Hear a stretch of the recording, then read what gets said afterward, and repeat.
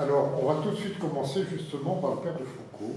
Ah, parce que je vais vous transporter dans le temps et surtout dans l'Antiquité, puisque je vais essayer de dire des choses sur l'origine des alphabets, la lointaine origine des alphabets touaregs. Et comme je sais que je parle à des Sahariens, des gens qui ont bourlingué au Sahara, je commence par parler un peu du présent, du presque présent. Ça, c'est une lettre, un petit bout de tissu, c'est une lettre reçue en 1913-1914 par le père de Foucault. Alors, je vous la lis.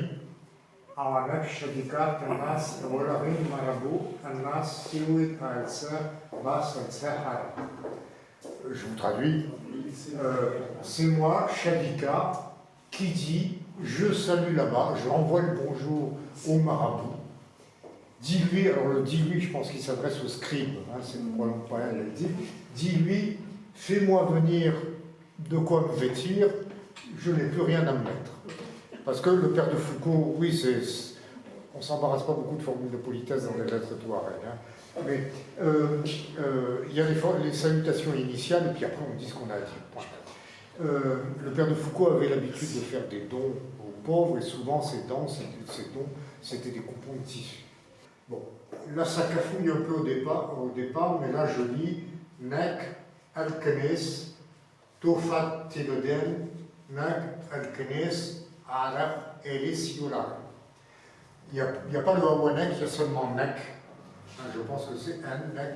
Moi, El-Kenis. Alors, les voyelles, comme c'est un alphabet consonantique, je ne connais pas pour les prénoms, El-Kenis. Ça sonne bien, El-Kenis. C'est peut-être ça, mais c'est peut-être l'Akana, c'est peut-être... Bon. Pour les autres, ça, on sait, c'est moi, El-Kenis, qui est meilleur que les femmes, donc la meilleure des femmes. Moi, El-Kenis, j'aime un homme, Elis Yular. Un homme bien. Donc moi, El-Kenis, qui est la meilleure des femmes, j'aime un homme qui n'est pas n'importe qui. Effectivement, très souvent, les inscriptions rupestres sont des inscriptions galantes de ce genre-là. Alors, ce que j'appelle les alphabets antiques, sont attestés par à peu près 1 millier d'inscriptions qui s'étendent depuis la Libye jusqu'au Maroc et même un peu aux Canaries. Alors, la plus ancienne attestation connue de ces alphabets, que j'appellerai libyques, c'est le terme conventionnel par lequel on les désigne, elle est due à un certain Thomas d'Arcos. Il avait été capturé par un corsaire barbaresque, et en 1631, dans une lettre à l'érudit aixois Fabri de Pérez, il lui dit « J'ai trouvé près de Douka, ou Douka, oui, il dit Douka, une inscription sur un monument. » Et là, le dessin à gauche est plus tardif, il date de 1832, mais c'est probablement l'état dans lequel Thomas d'Arcos a trouvé l'inscription en question. L'alphabet, alors je dis punique, oui, je dirais tantôt punique, tantôt phénicien. Bon, punique, ce sont les Phéniciens, les gens d'ascendance ou d'origine phénicien, installés à Carthage, et dont petit à petit la culture s'est autonomisée par rapport à celle de Carthage. Donc quand je dis punique, c'est gens qui parlent une langue qui est le phénicien, mais qui sont à Carthage. Bon. Les Phéniciens, c'est les gens qui sont en Phénicie, et puis surtout pour tout le Méditerranéen, je ne distingue pas. Bon. Alors, quelques remarques. Alphabet phénicien, c'est le nôtre. C'est le nôtre, puisque tous les alphabets, alors pas toutes les écritures, mais tous les alphabets actuellement existants dérivent de près ou de loin de l'alphabet phénicien. Tous.